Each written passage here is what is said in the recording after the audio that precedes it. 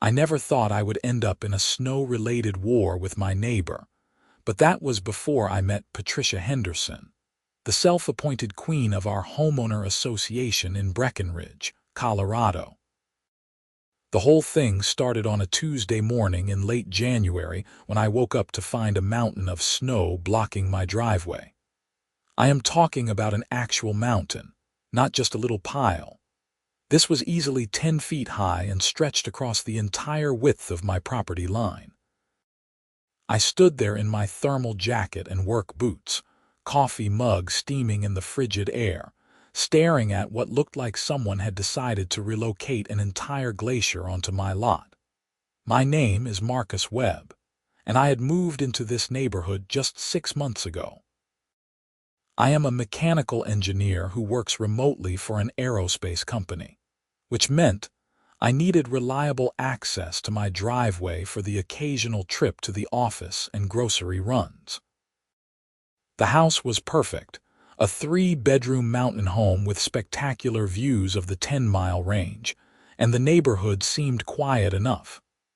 That assessment lasted exactly until the first snowfall, when I met Patricia. Patricia Henderson was 52 years old, president of the Pinecrest Ridge Homeowner Association, and possessed the kind of personality that made you want to check if your property boundaries were properly surveyed.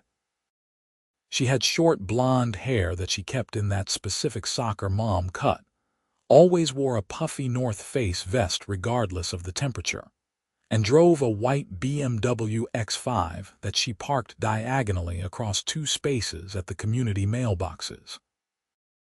I grabbed my phone and took about 20 photos of the snow pile from different angles. The evidence was clear. This snow had been plowed, not naturally accumulated. You could see the distinct scraping marks and the way it had been pushed in deliberate passes. The pile sat entirely on my property, starting exactly at the survey stakes that marked the boundary between my lot and Patricia's. Walking around the massive pile, I noticed the path of destruction led directly from her driveway. Her lot was immaculate, completely clear of snow, with her concrete driveway visible and dry. Meanwhile, my driveway was now completely inaccessible, buried under what I estimated was probably 15 to 20 tons of snow and ice. I pulled up the HOA covenant documents on my phone. I had read them thoroughly before buying the house, being the kind of person who actually reads terms and conditions. Section 12, paragraph 4 was clear as day. No homeowner shall deposit snow, ice, debris, or any other material onto adjacent properties without written consent. Violation of this provision may result in fines and mandatory remediation at the violating party's expense. Taking a deep breath of the cold mountain air, I walked next door and knocked on Patricia's front door. It took about 3 minutes before she answered, and when she did, she looked at me like I was a door-to-door salesman interrupting her morning routine. "Yes," she asked, not even pretending to be friendly. "Morning, Patricia. I am Marcus from next door. It looks like there was some confusion with snow removal last night. There is a pretty substantial pile of snow that got pushed onto my property, and I cannot access my driveway." She blinked at me slowly, like she was processing information from a different language. "I had my snow removal service clear my driveway. Where they put the snow is not my concern. Actually, according to Section 12 of the HOA covenants, it is your concern. You cannot dump snow onto neighboring properties." Her expression shifted from dismissive to irritated. "I did not dump anything. My contractor removed snow from my property. If some of it ended up near your lot, that is just how snow removal works." "Near my lot, Patricia, there is a 10-foot-high wall of snow completely blocking my driveway. This is not incidental overflow. This is deliberate dumping."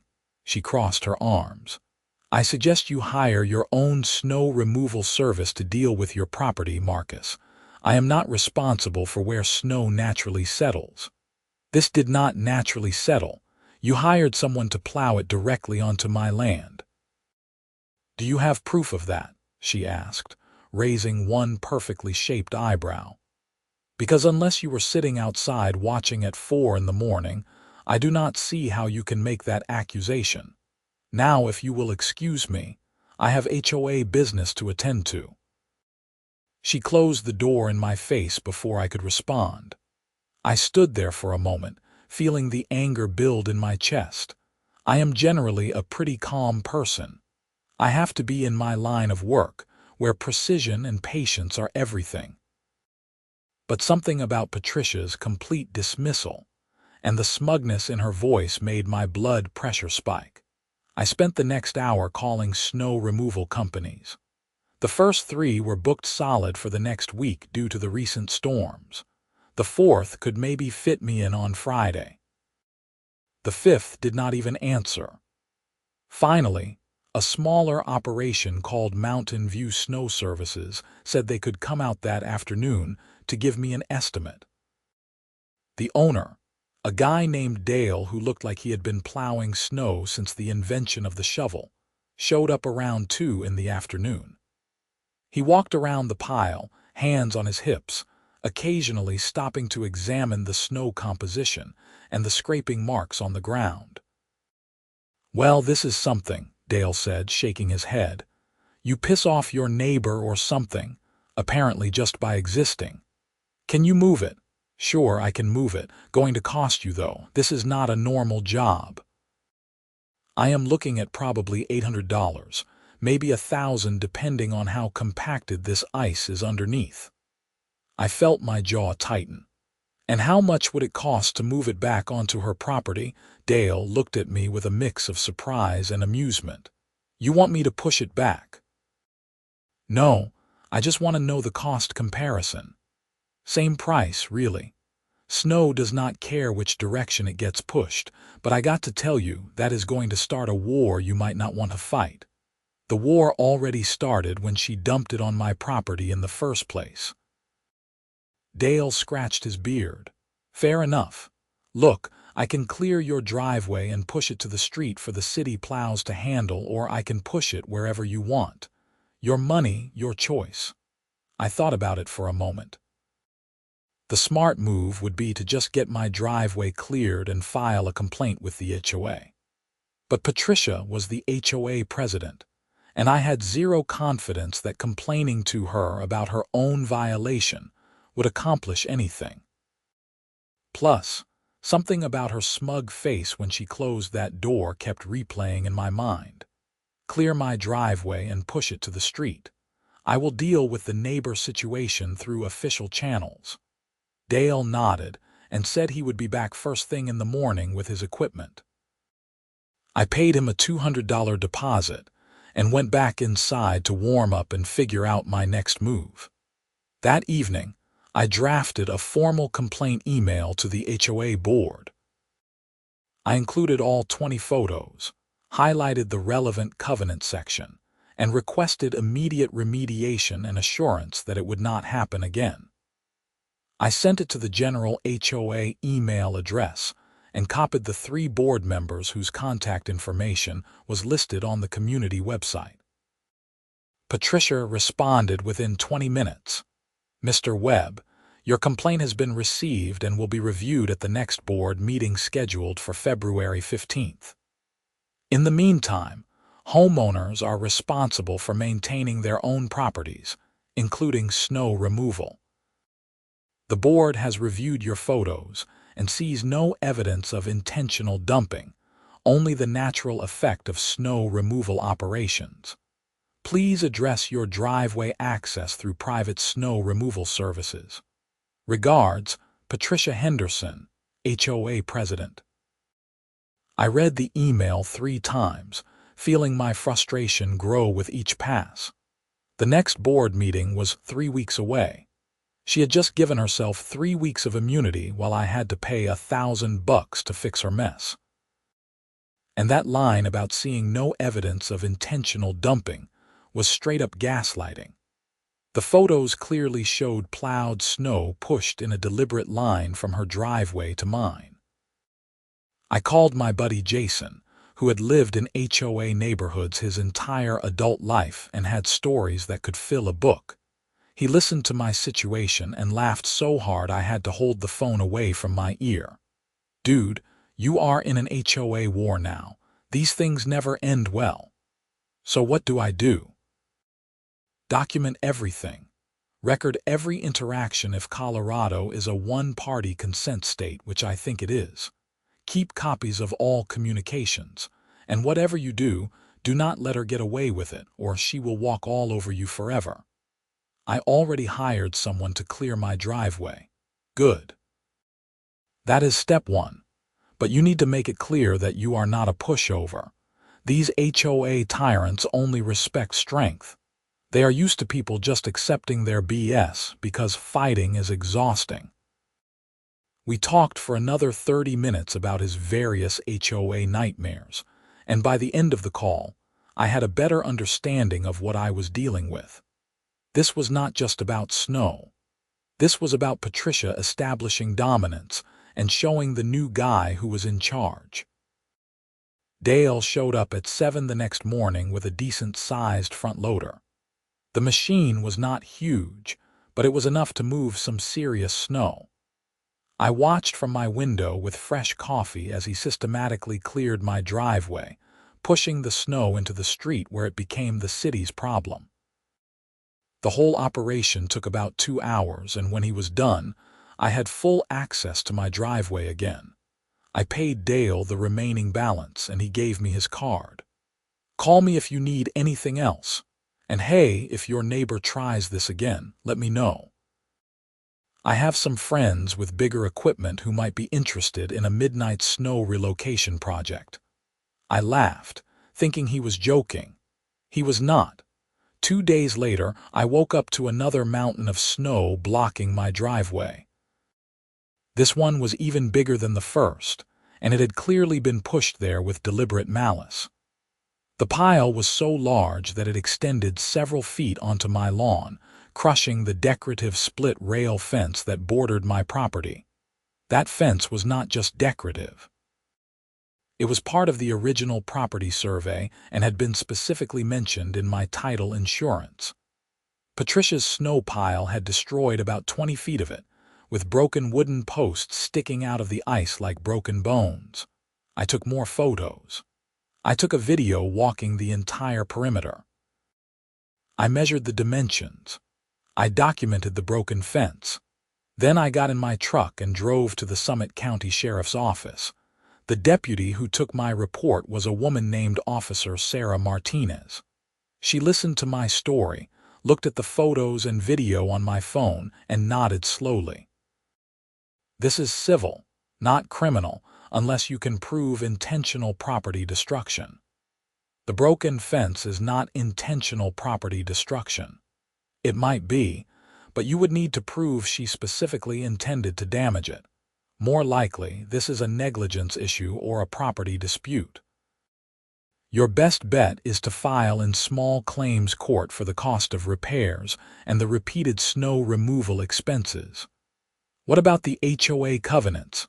Does not she have to follow those? HOA rules are private civil contracts. We cannot enforce them. You need to go through the HOA's dispute resolution process or take her to court." I left the sheriff's office feeling more frustrated than when I arrived. The system seemed designed to let people like Patricia do whatever they wanted as long as they stayed just on the civil side of the law. I called Dale again. He sounded tired when he answered, probably because I woke him up at 8 in the morning after he had been plowing all night for other clients. "She did it again," I said, seriously. "Man, your neighbor has some issues. Can you come clear it again?" "Yeah, but Marcus, you got to do something about this. I cannot keep coming out every few days. I got other clients and this storm season is brutal." "I know, just one more time, please."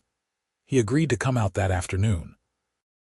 While I waited, I sat at my kitchen table and did something I probably should not have done.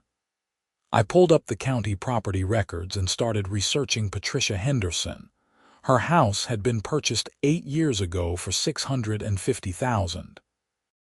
She refinanced twice, once in 2019 and again in 2022. She had been HOA president for the last 4 years, re-elected unopposed each time. Looking at the HOA meeting minutes posted on the community website, I noticed a pattern. Patricia had been involved in disputes with at least 6 different homeowners over various issues: fence heights, paint colors, holiday decorations, yard maintenance. In each case, she had used her position as president to enforce covenant rules selectively and aggressively. One homeowner, a guy named Robert Chen, had apparently fought back. The meeting minutes from 2 years ago showed an escalating conflict over a shed that Patricia claimed violated setback requirements. Robert provided a survey showing the shed was compliant. Patricia insisted it was not. The dispute went on for months until Robert eventually sold his house and moved away. I found Robert on LinkedIn and sent him a message explaining my situation. He responded within an hour. Patricia Henderson made my life hell for 18 months. She filed complaints about everything imaginable. She would walk past my house taking photos of anything she thought might be a violation. She sent me threatening letters about potential fines and legal action. When I tried to address it through the board, the other members were too intimidated to stand up to her. I eventually just gave up and sold. Best decision I ever made, even though I took a loss on the house. That woman is poison. His message made me realize this was not just about snow. This was Patricia's pattern. She found someone to target, made their life miserable until they either submitted completely or left. And I had apparently become her latest project. Dale cleared my driveway again that afternoon. As he was finishing up, Patricia came out of her house and stood on her porch watching us. She had her phone out, clearly recording the whole thing. When Dale drove away, she walked over to my driveway. "You need to stop having that truck damage our street. The loader is leaving marks on the asphalt. The loader is removing snow that you illegally dumped on my property." "I did not dump anything, and I have documentation that your contractor is damaging community property. That is a violation of Section 8 of the covenants. You dumped snow on my property twice, destroying my fence in the process. That is a violation of Section 12. You want to play the covenant game? Let us play." She smiled, and it was not a friendly smile. It was the smile of someone who had played this game many times before and always won. "See you at the board meeting, Marcus. I am sure we will have a lot to discuss." Over the next week, I received 3 formal violation notices from the HOA. The first was for having my trash cans visible from the street for more than 12 hours after collection. The second was for parking my truck in my driveway overnight instead of in my garage. The third was for failing to maintain adequate exterior lighting, citing a burned-out bulb in one of my porch fixtures. Each violation came with a threat of a $100 fine, if not corrected within 72 hours. I corrected all of them immediately and documented everything with time-stamped photos. But the message was clear. Patricia was weaponizing the HOA rules against me. I spent an entire Saturday reading the covenants from front to back, all 73 pages. I highlighted every section, made notes, and created a spreadsheet of requirements.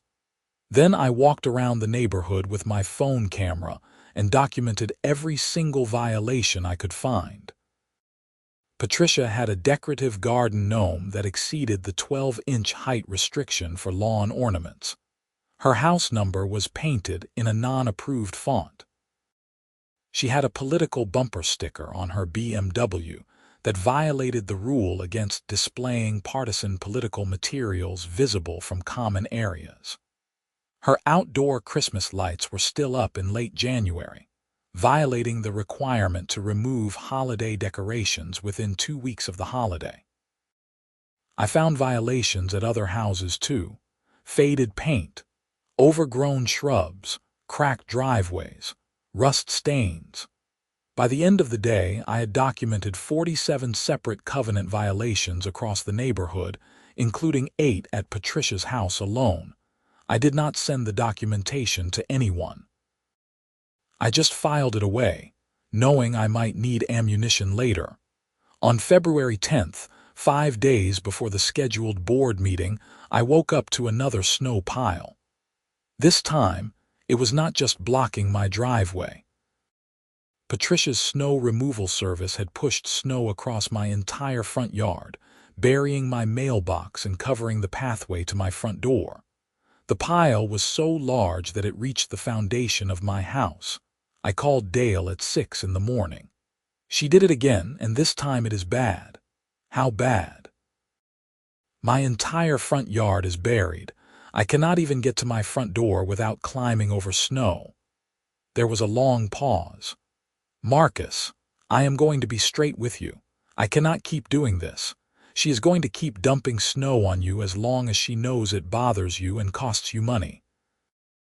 You need to either move, lawyer up, or send a message she understands. What kind of message? The kind that makes it clear you are not someone to mess with. Look, I got a buddy who owes me a favor. He has a big front loader, the kind they use for commercial jobs. You want me to make a call? I should have said no. I should have just hired a lawyer and filed a lawsuit. But I was done. I was done being the reasonable one. I was done following the rules while Patricia ignored them. I was done paying thousands of dollars to fix problems she created. Make the call. Dale's buddy was named Tommy, and he showed up at my house that evening driving a massive Caterpillar 950M wheel loader. This thing was huge, with a bucket that could move several cubic yards of snow in a single scoop. Tommy was in his 40s, built like someone who had spent their entire life doing manual labor, with a thick beard and a baseball cap that said, "Mountain Life." "Dale says you got a neighbor problem," Tommy said, shaking my hand with a grip that could crush rocks. That is putting it mildly. I explained the whole situation. Tommy listened, occasionally nodding, and when I was done, he looked at the mountain of snow covering my front yard and then at Patricia's perfectly clear property next door. "So you want me to relocate this snow back to where it came from?" "Yes, but I want to do it late at night when there is less chance of anyone interfering. You know this is going to start a serious war, right? The war already started. I am just finally fighting back." Tommy quoted me $1,500 for the job. It was expensive, but at this point, I had already spent over $2,000 on snow removal, plus the cost of repairing my fence. I was in deep enough that another $1,500 did not make much difference. We agreed he would come back at midnight when the neighborhood was asleep. I spent the evening documenting the current state of my property with photos and video, making sure I had evidence of exactly how much snow was covering my yard. I also set up my home security cameras to record the entire operation. At 11:45, I heard the rumble of the big loader coming down the street. Tommy had driven it from his storage yard about 10 miles away, which must have been an interesting journey at highway speeds. He pulled into my driveway, or what was left of it under the snow, and climbed down from the cab. "You ready for this?" "More than ready." "All right, here is how it is going to work. I am going to clear your property completely, and I am going to put every bit of this snow right back on her lot. It is going to be loud, and people are probably going to wake up, but by the time anyone can do anything about it, I will be done." I nodded and stood back as Tommy climbed back into the cab. The loader roared to life, its diesel engine echoing through the quiet mountain neighborhood. The sound was absolutely thunderous in the stillness of midnight. Tommy was an artist with that machine. He worked systematically, scooping massive bucketfuls of snow and ice and swinging the loader around to dump them directly onto Patricia's property. Each bucket held probably a ton of snow, and he moved with the efficiency of someone who had done this work for decades. Lights started coming on in houses up and down the street. I saw curtains move as neighbors peered out to see what was happening. But Tommy just kept working, methodical and relentless. The pile on Patricia's lot grew rapidly. Tommy was not just putting it back. He was creating a monument to petty revenge.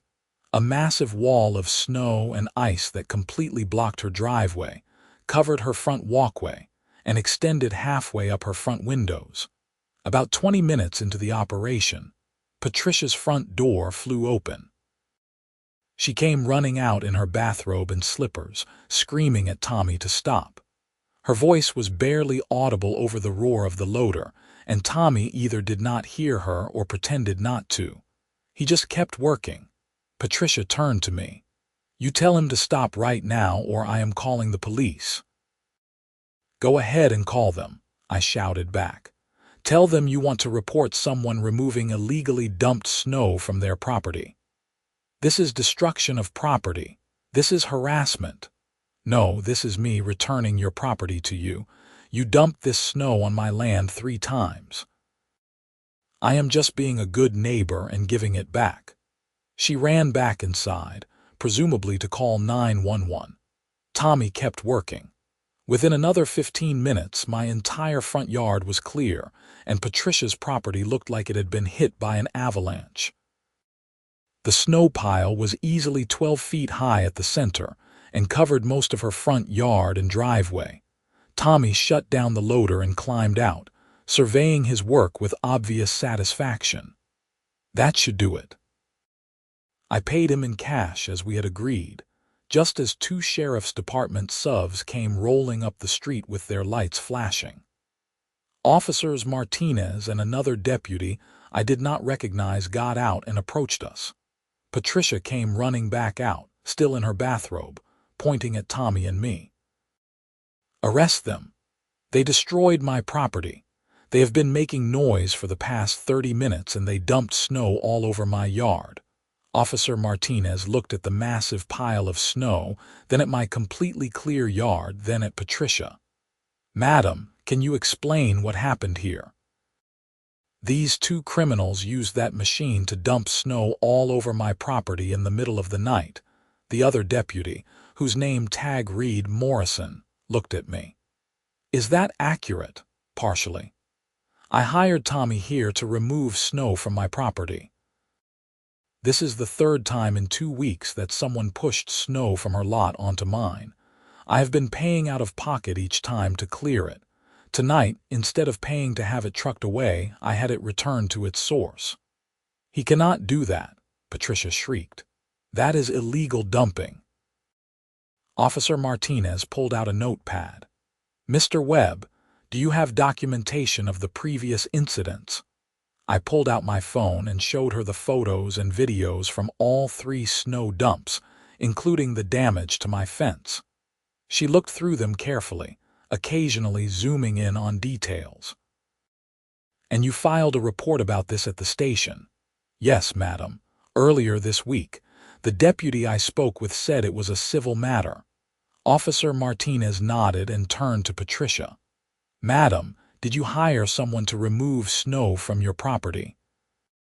"Yes. I hired a legitimate snow removal service, unlike these vandals." "And were you aware that the snow was being pushed onto Mr. Webb's property?" Patricia hesitated for just a moment, but it was enough. "I cannot control where snow goes when it is being plowed. That is just how it works." "Actually, madam, property owners are responsible for ensuring that their contractors do not damage or dump on adjacent properties. You can be held liable for the actions of people you hire." "But I did not tell them to dump it there." "Did you tell them not to?" Officer Morrison asked. Patricia did not have an answer for that. Officer Martinez closed her notepad. Here is the situation. This is a civil dispute between neighbors over property boundaries and snow removal. Neither party has committed a criminal act tonight. Mr. Webb has documentation showing that snow from your lot was repeatedly dumped on his property. He hired a contractor to return that snow to your property. Petty, maybe. Illegal, not really. Are you kidding me? Patricia's voice was getting higher and shriller. Look at my property. I cannot even get to my front door. Then I suggest you call your snow removal service to come clear it, I said. I can recommend someone if you want. His rates are pretty reasonable. Patricia turned to me with such fury in her eyes that I actually took a step back. You have no idea what you have just started. I will make sure you regret ever moving into this neighborhood. That sounds like a threat, Officer Morrison said calmly. Madam, I suggest you go back inside and call your contractor. We are going to clear out and let you folks sort this out like adults. The deputies got back in their vehicles and drove away. Tommy climbed back into his loader and rumbled off down the street. I stood in my driveway, looking at Patricia standing in her bathrobe in front of a mountain of snow, and felt a moment of satisfaction followed immediately by the realization that she was right. I had just escalated this situation to a whole new level, and there was no going back. I went inside and tried to sleep, but I was too wired. I kept checking my security cameras, watching Patricia's house. Around 2 in the morning, a snow removal truck showed up and started working on clearing her driveway. They worked until nearly 5 in the morning, and I have no idea what that cost her, but it made me smile thinking about it. The next morning, I found a notice taped to my front door. It was an emergency HOA meeting notice, scheduled for that evening at 7 o'clock at Patricia's house. The agenda had one item: address ongoing violations and disruptive behavior by resident at 2847 Pinecrest Ridge Drive. That was my address. I called Jason and told him what happened. He laughed for a solid minute before he could catch his breath. Dude, you actually did it. You actually returned her snow with a front loader at midnight. That is legendary. Yeah, well, now she is calling an emergency HOA meeting to go after me. Of course she is. You embarrassed her in front of the whole neighborhood. She has to reassert dominance. You going to go? I do not have much choice. Good. Go and bring every piece of documentation you have. If she wants to make this official, make it official. Show everyone what she has been doing. I spent the day preparing. I printed out all my photos and videos, created a timeline of events, highlighted the relevant covenant sections, and prepared a written statement. I also printed out all the violations I had documented around the neighborhood, including Patricia's own violations. At 7 o'clock, I walked to Patricia's house. Her driveway was clear again, though there were still massive piles of snow on her lawn where Tommy had dumped it. I could see lights on inside and heard voices.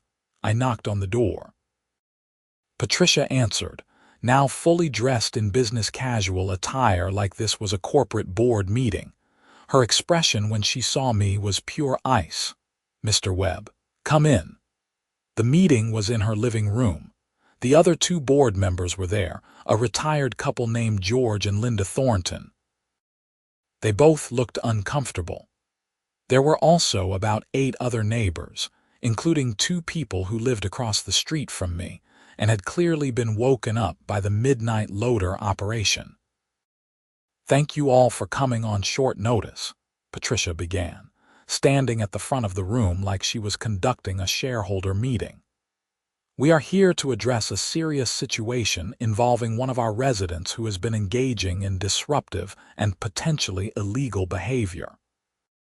She went on for about 10 minutes, describing the midnight snow removal as an act of vandalism, harassment, and neighborhood disruption. She claimed I had caused property damage, violated noise ordinances, and created a hostile environment. She conveniently left out the part where she had dumped snow on my property 3 times first. When she finally finished, she looked at me. "Do you have anything to say for yourself?" I stood up, holding my folder of documentation. "Yes, I do. First, I want to thank everyone for coming. I know this is an inconvenient time and an uncomfortable situation. I moved to this neighborhood 6 months ago because I thought it would be a peaceful place to live. I was wrong." I walked everyone through the timeline, showing the photos of each snow dump, the damage to my fence, the violation notices Patricia had sent me in retaliation, and my attempts to resolve the situation through proper channels. I showed them Patricia's email dismissing my initial complaint and pushing the resolution to a board meeting 3 weeks away. I spent over $2,000 in 2 weeks trying to deal with snow that someone else pushed onto my property in violation of Section 12 of our covenants. Last night I finally had enough. Yes, I hired someone to return the snow to its origin. Yes, it was loud. Yes, it was late at night, but I had tried everything else and nothing worked. One of the neighbors, a woman named Susan, raised her hand. "Why did you do it at midnight?" That seems deliberately provocative. Because I knew that if I did it during the day, Patricia would interfere and call the police before the job was done. At midnight, there was less chance of interruption. And I was right, because she still called the police, and the deputies confirmed that I had not done anything illegal. George Thornton, one of the board members, cleared his throat. "Patricia, is it true that you or your contractor pushed snow onto Marcus's property?" "Where snow goes during plowing operations is not something I can control," Patricia said stiffly. I pulled out the photos showing the clear plow lines leading from her driveway to my property. These photos show that the snow was deliberately pushed in a specific direction. This was not incidental. This was intentional dumping. Linda Thornton, the other board member, looked at the photos and then at Patricia. "Patricia, this does look pretty deliberate. Why did not you work with Marcus to resolve this earlier?" I addressed his complaint through proper HOA channels. He was impatient and decided to take matters into his own hands in a destructive way. Proper channels. I could not help but raise my voice slightly. "You are the HOA president. You dismissed my complaint and scheduled a meeting 3 weeks away while I had to deal with the immediate problem of not being able to access my driveway. That is not proper channels. That is stalling because you knew you were in the wrong." The room was silent for a moment. Then Susan spoke up again. "I heard the loader last night. It woke up my whole family, but I also saw the amount of snow that was on Marcus's property earlier in the day. It was completely blocking his house. If someone did that to me, I would be furious." Another neighbor, a man I did not know, nodded. "I have lived here for 5 years, and I have seen Patricia use HOA rules to go after people she does not like. Remember what happened to Robert Chen. She made his life hell until he moved away." Patricia's face was turning red. "This is not about past residents. This is about Marcus's behavior last night." "No," I said firmly. "This is about your behavior over the past 2 weeks. You dumped snow on my property 3 times. You destroyed my fence. You sent me retaliatory violation notices for minor issues. You have been abusing your position as HOA president to harass me because I dared to push back." I pulled out the documentation of violations around the neighborhood. "And since we are talking about covenant violations, let us talk about all the ones you have ignored, including 8 at your own house." I handed out copies to everyone in the room. Patricia tried to grab them, but Linda Thornton held onto her copy and started reading through it. "Patricia, you have had your Christmas lights up for 6 weeks past the deadline. You have a garden gnome that exceeds the height restriction. Your house numbers are not in the approved font. These are all things you could have someone written up for. George nodded slowly. Linda is right. We have been enforcing rules selectively, and that is not fair. If we are going to be an HOA, we need to enforce the covenants consistently, including for board members. Patricia looked like she was about to explode. This is ridiculous. Marcus comes in here and suddenly everyone is against me. I have been running this HOA for 4 years. I have kept our property values up and maintained standards. By bullying people who do not fall in line, Susan said quietly. I have been afraid to say anything because I did not want to become your next target, but I am tired of walking on eggshells in my own neighborhood. The meeting devolved into chaos after that. Multiple neighbors started bringing up their own issues with Patricia's enforcement.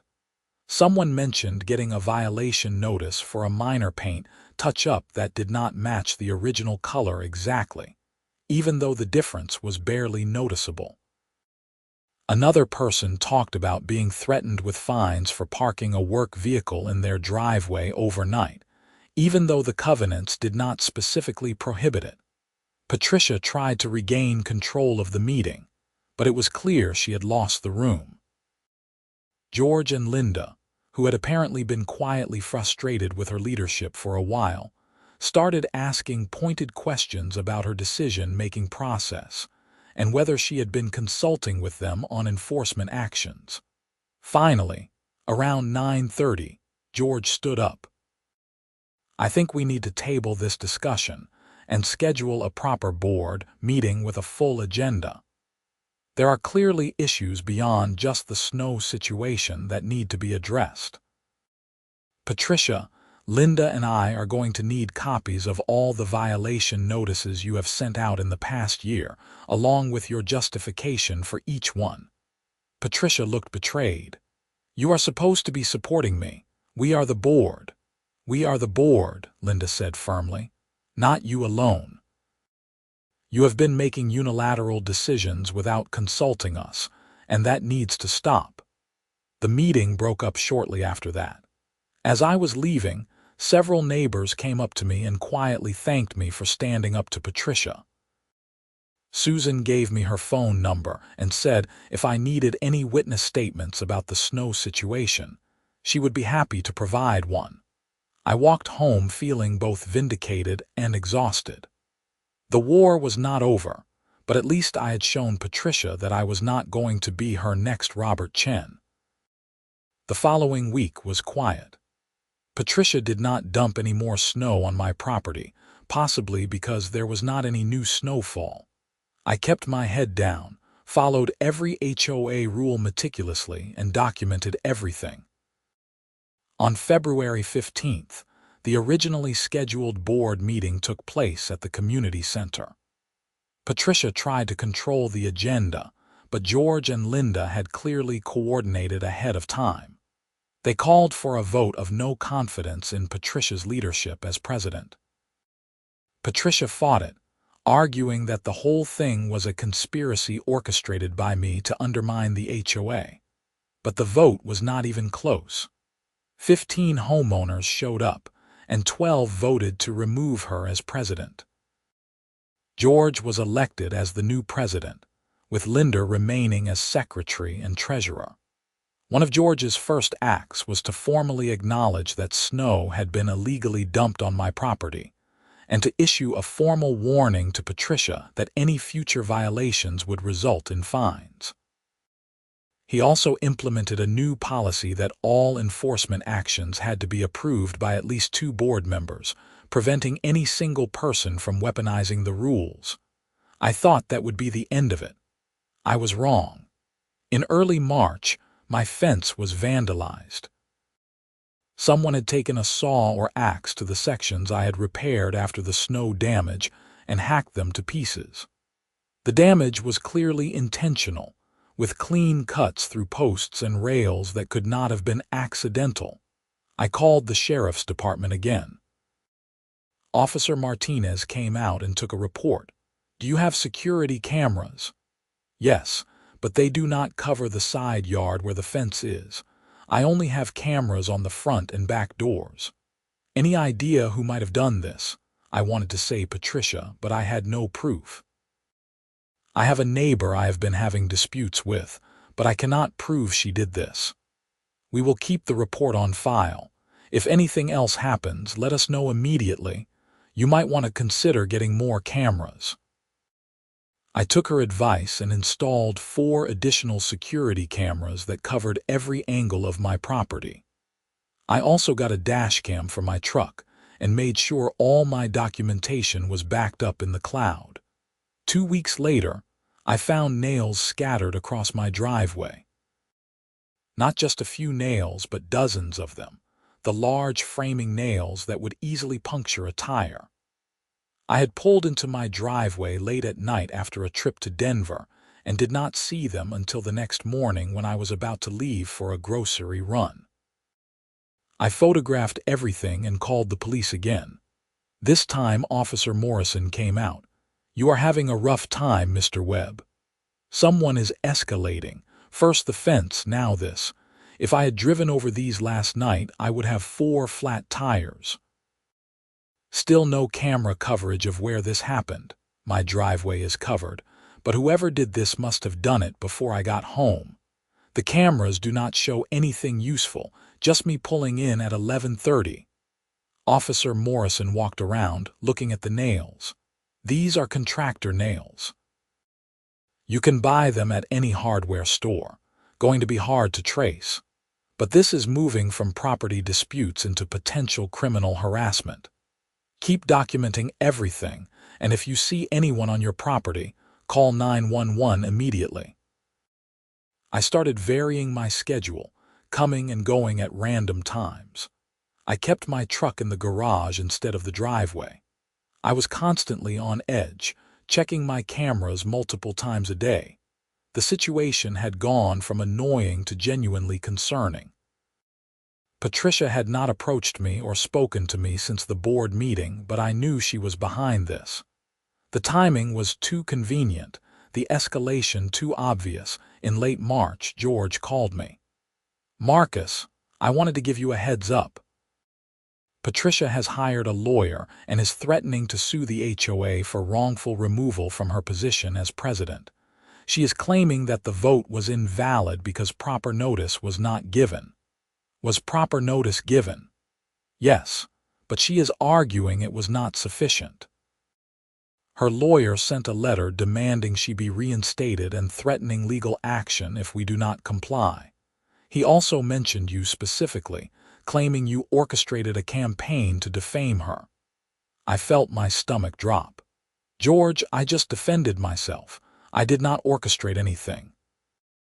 "I know that, and so does everyone who was at that meeting. But I wanted you to know that she is coming after both you and the HOA. You might want to talk to a lawyer yourself." I spent $1,000. I did not really want to spend on a consultation with a real estate attorney who specialized in HOA disputes. Her name was Jennifer Wu, and she was sharp as hell.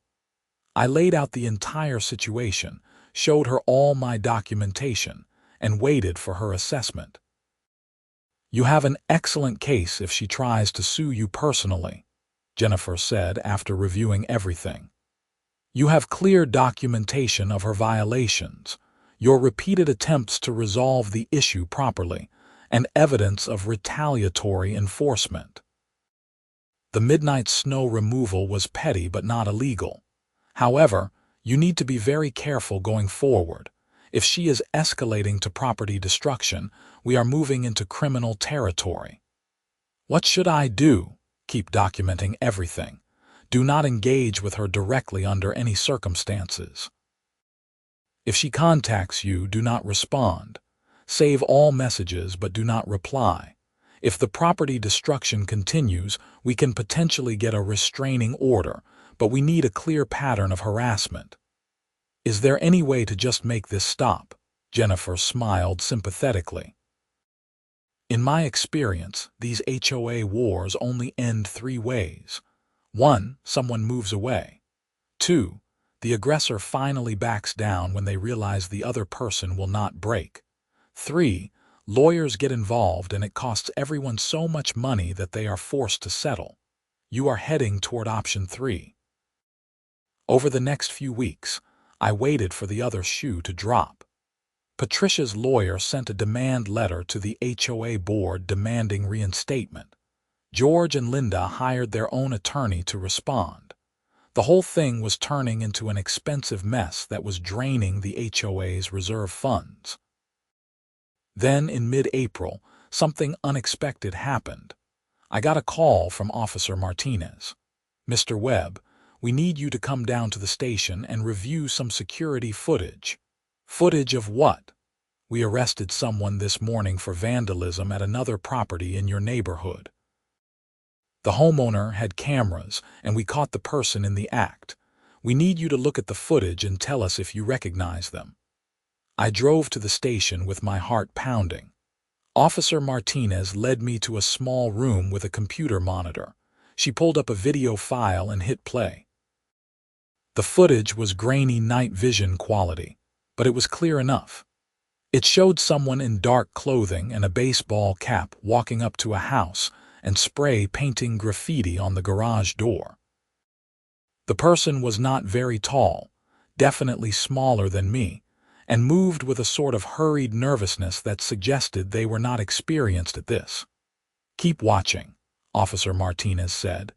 The person finished spray painting and turned to walk away.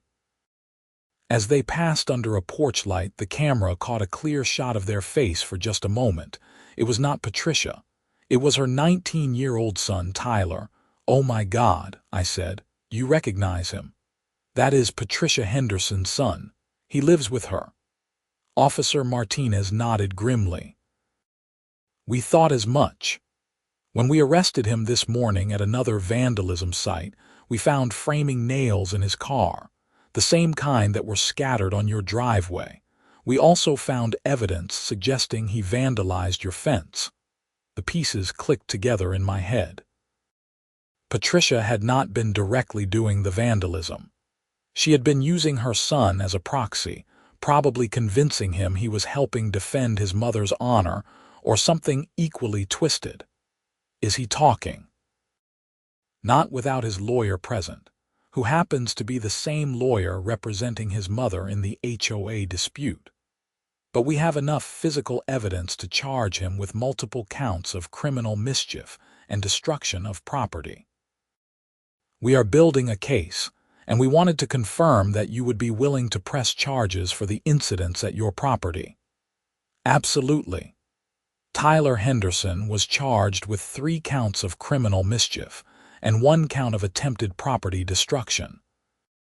Patricia tried to claim he was being unfairly targeted, but when other neighbors came forward with their own security footage showing Tyler vandalizing their properties too, the case became impossible to dispute.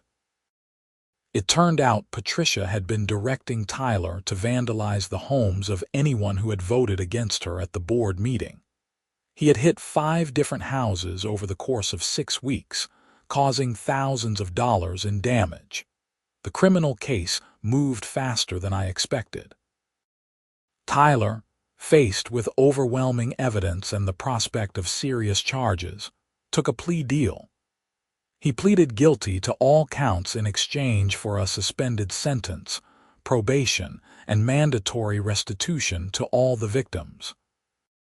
The judge ordered him to pay for all damages, which totaled nearly $8,000 across all the affected properties. But the bigger shock came during the sentencing hearing. Tyler's lawyer tried to argue that his mother had pressured him into the vandalism, that he had been acting under her direction and influence. Patricia, sitting in the gallery, looked horrified as her own son's lawyer essentially threw her under the bus to get him a better deal. The judge was not sympathetic. "Mr. Henderson, you are 19 years old.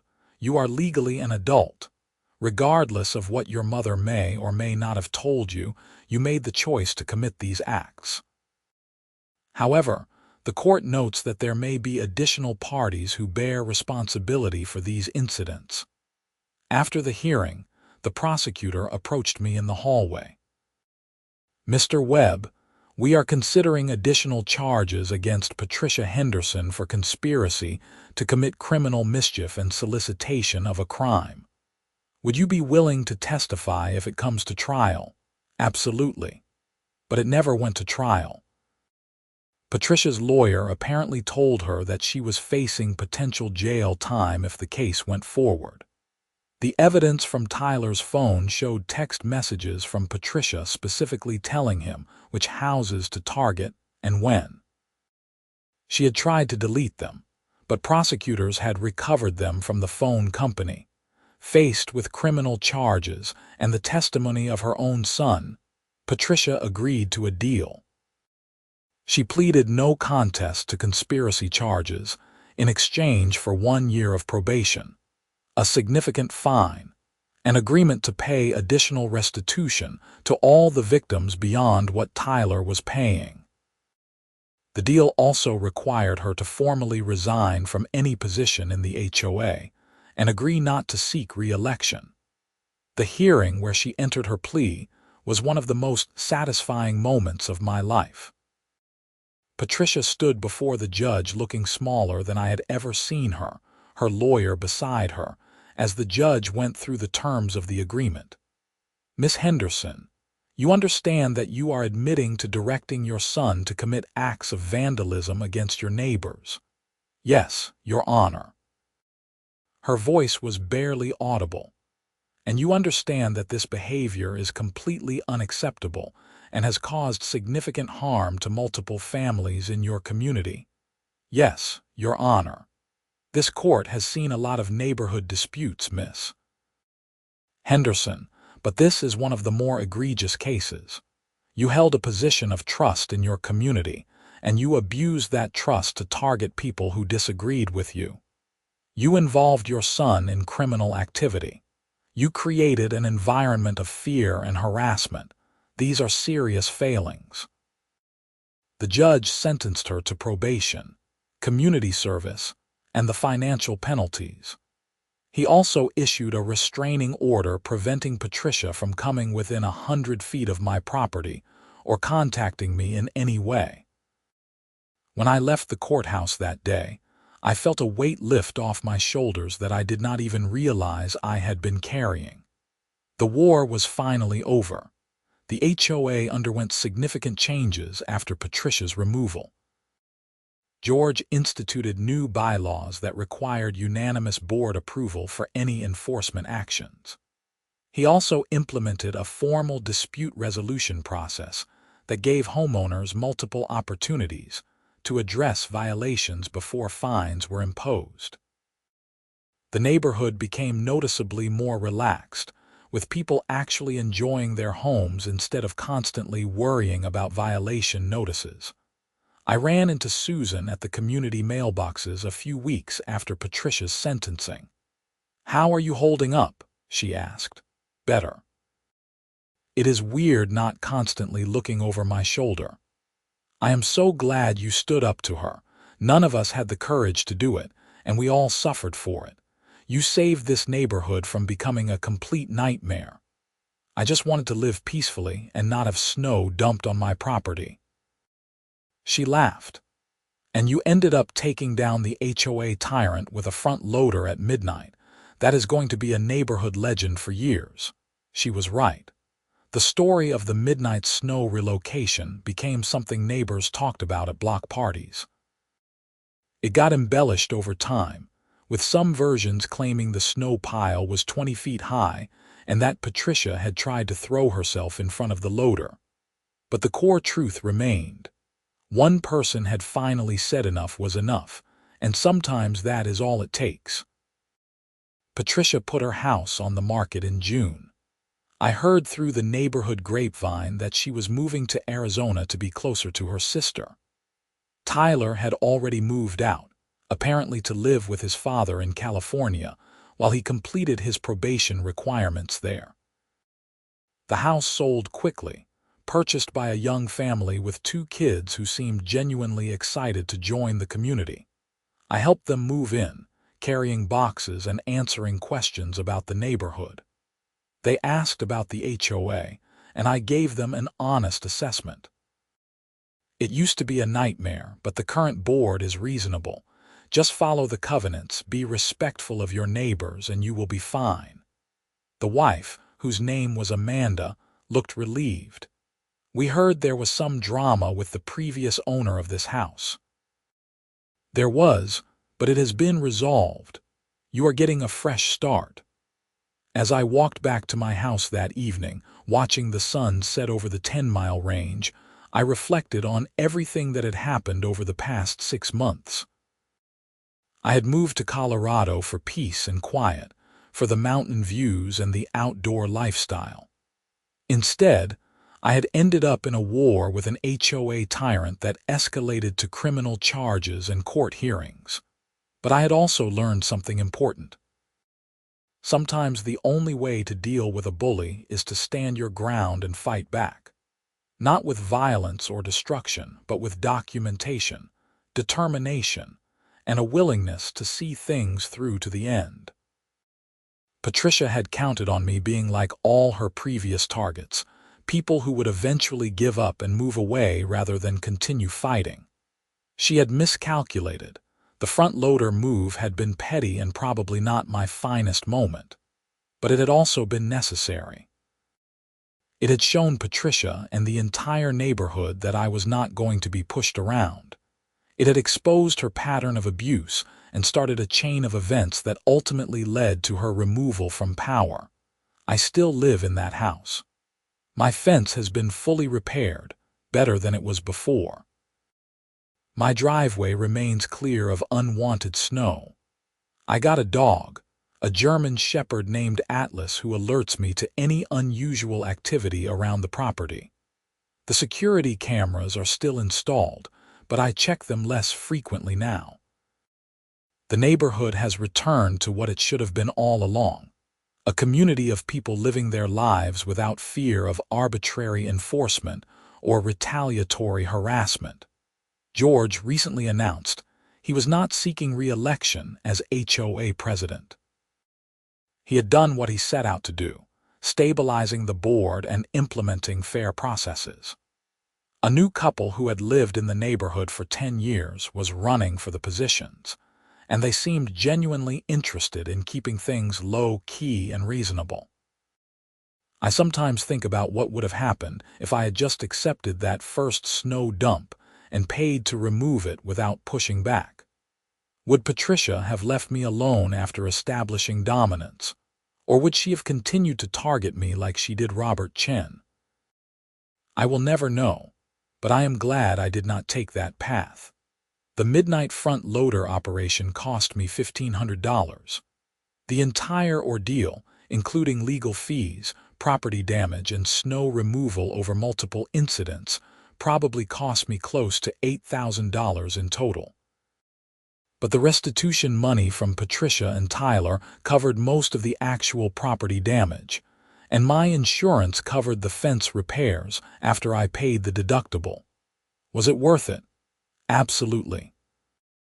Because the alternative was living in fear, constantly worried about what Patricia would do next, spending years walking on eggshells in my own home. That kind of stress is not sustainable. It was not just about the money or even about the property. It was about refusing to let someone else dictate how I lived my life. Last winter, we got a major snowstorm that dumped 2 feet of snow overnight. I woke up to see my new neighbors, the family that bought Patricia's old house, outside with their small snowblower trying to clear their driveway. I went out with my own snowblower and helped them finish the job. When we were done, we had created neat piles on each of our own properties, well away from property lines and causing no problems for anyone. That is how neighbors are supposed to act. That is what an HOA is supposed to facilitate, not the reign of terror that Patricia had created. As I stood there drinking hot coffee with Amanda and her husband Derek, watching their kids build a snowman in their front yard, I felt grateful that things had worked out the way they did. The story has become part of my identity in the neighborhood now. I am the guy who returned the snow at midnight, the one who stood up to Patricia Henderson. People respect that. When HOA issues come up at board meetings, which I now attend regularly as an engaged homeowner, people listen when I speak because they know I am not going to back down from what is right. I ran into Officer Martinez at a coffee shop in town a few months ago. She remembered me immediately. "How is life in the HOA going, Mr. Webb?" "Much better. No more midnight loader operations needed." She laughed. "That was one of the more interesting calls I have taken. I have got to admit, when I saw what you had done, I had to work really hard not to laugh. It was perfectly legal but also perfectly petty. Sometimes petty is what the situation requires." "True. You know, we use your case as an example now in our community policing training. How to handle civil disputes that are escalating but have not quite crossed into criminal territory. Your documentation and the way you handled everything made it possible for us to take action when things did go criminal. I learned from experience. My first instinct was to just ignore it and hope it went away. That would have been a disaster. Usually is. The squeaky wheel gets the grease, as they say. Or in your case, the snow gets returned with a front loader." We chatted for a few more minutes before going our separate ways. It felt good to know that even the local police recognized that I had handled a difficult situation as well as could be expected. Looking back now, almost 18 months after that first snow dump, I can see the entire arc of the conflict with clarity. Patricia had been running her small fiefdom unchecked for years, using the HOA rules as a weapon to control and intimidate. She had successfully driven out anyone who challenged her, creating a culture of fear where people just accepted her authority rather than fight back. My refusal to play by her rules disrupted that system. The midnight front loader operation was the catalyst, but the real victory came from the documentation, the willingness to involve authorities when necessary, and the patience to see the process through. Patricia's ultimate downfall came not from my actions but from her own escalation into criminal behavior. The lesson I took from all of this is simple but important. Stand up for yourself, document everything, follow proper procedures when possible, and do not let bullies win through intimidation. Whether it is an HOA president abusing their power or any other situation where someone tries to push you around, the response has to be firm, consistent, and backed by evidence. Would I do anything differently if I could go back? Maybe I would have installed more security cameras earlier, which would have caught Tyler vandalizing my fence the first time and shortened the whole ordeal. But the core decisions, including the front loader operation, I would make the same way again. Sometimes you have to send a message, and sometimes that message needs to be delivered in a way that cannot be ignored or dismissed. The house across the street from me just sold to a young couple moving from Texas. They stopped by last week to introduce themselves and ask about the neighborhood. I gave them the short version of the story, enough to let them know that the HOA had been through some changes but was now functioning properly. The husband, a guy named Marcus like me, which was funny, asked, "So we do not need to worry about getting violation notices for everything?" Not unless you are actually violating the covenants, and even then, they will work with you to fix issues before imposing fines. Just be a good neighbor and you will be fine. As they walked back to their house, I thought about how different that conversation would have been 18 months ago. Back then, I would have had to warn them about Patricia, about walking on eggshells, about the constant threat of retaliatory enforcement. Now, I could honestly tell them it was a good place to live. That change was worth every dollar spent, every hour of stress, and every moment of the midnight front loader operation. Patricia Henderson had tried to make my life miserable, but instead, she ended up being removed from power, facing criminal charges, and leaving the neighborhood in shame. Meanwhile, I am still here, living peacefully in my mountain home, enjoying the views and the community. The snow is falling outside my window right now as I write this. Not a major storm, just a gentle accumulation that will probably amount to 3 or 4 inches by morning. My snowblower is ready in the garage. My driveway will be clear by mid-morning. And most importantly, every flake will stay on my property where it belongs. Sometimes I still see that image in my head, Tommy in his massive front loader at midnight, systematically returning every bit of Patricia's snow to her property while she screamed impotently from her front porch. It makes me smile every time. Not because I enjoy conflict, but because it represents the moment I stopped being a victim of her harassment and started fighting back. The neighborhood is having a summer barbecue next weekend. George is grilling, Linda is bringing her famous potato salad, and everyone is contributing something. We do this now, actually functioning as a community instead of a collection of people afraid of their HOA president.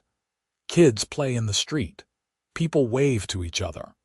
The covenant rules are followed because they make sense, not because we are afraid of retaliation. This is what an HOA is supposed to be. This is what Patricia's removal made possible. And this is why, despite everything that happened, I am glad I moved to Pinecrest Ridge Drive.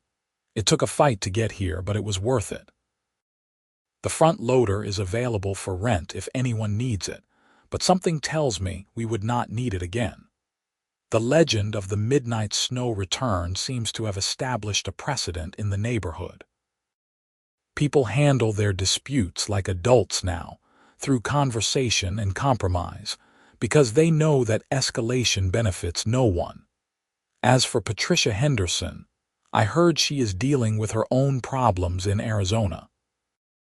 Her HOA down there apparently does not appreciate her enforcement style any more than we did. Some people never learn, but that is not my problem anymore. My problem is deciding what to bring to the barbecue next weekend, and whether I need to tune up my lawnmower before the grass gets too long. Life is good in the HOA now.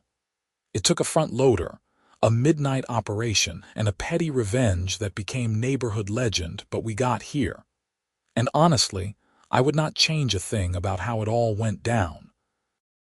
Sometimes you have to fight for peace, and sometimes that fight involves returning several tons of snow to your neighbor at midnight while she screams about calling the police.